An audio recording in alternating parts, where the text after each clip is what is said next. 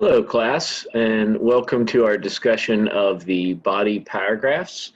And I'm back at the OWL online writing lab for purdue.edu. I'll have the link on the page below this video. Again, when you move from general to specific information, for most of the papers we write for this class, we're focusing on the elements of fiction, poetry, and plays. You may be focusing on your issue in particular in this body paragraph that you're constructing with regard to identity or depression or addiction, or you might be focusing on a specific element of fiction. So start with the idea and then get into the specifics, right? So if you're focusing on identity, okay, specifically what facts, what examples, what quotes, what details are you going to provide to support that idea in the topic sentence of the paragraph? Because you want to clearly state the idea in the topic sentence of the paragraph and then present facts, examples, and details and quotes. You fulfill your student learning outcomes when you do that, because the big focus of our outcomes is to analyze, evaluate, and compose.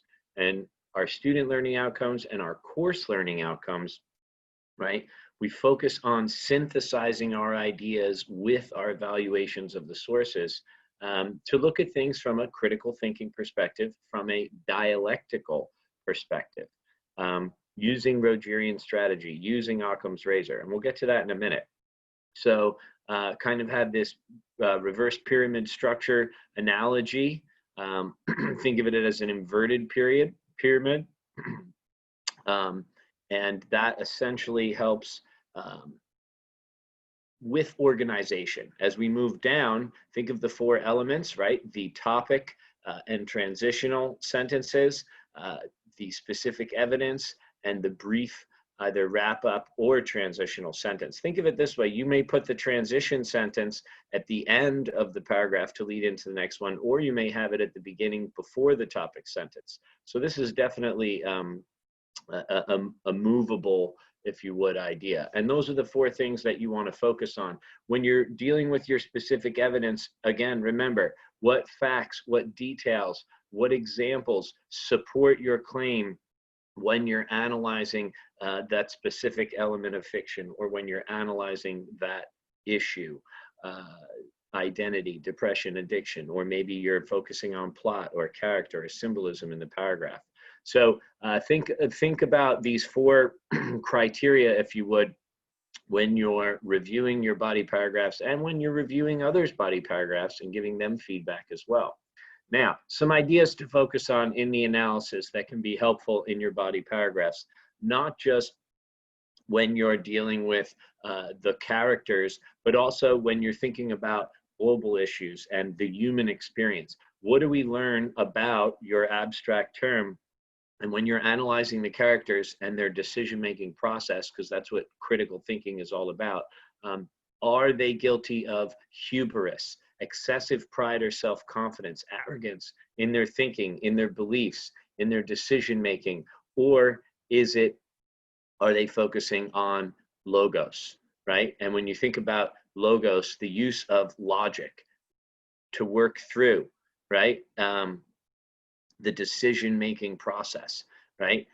Remember the idea of philosophical counseling, right? On page 60 in the book, looking at the decision-making process of the characters with an idea that using critical thinking skills like logos, right? Looking for reasons, right? Specific reasons to better understand how characters may be guilty of hubris or hidden assumptions or illogical emotional appeals, instead of focusing on logic to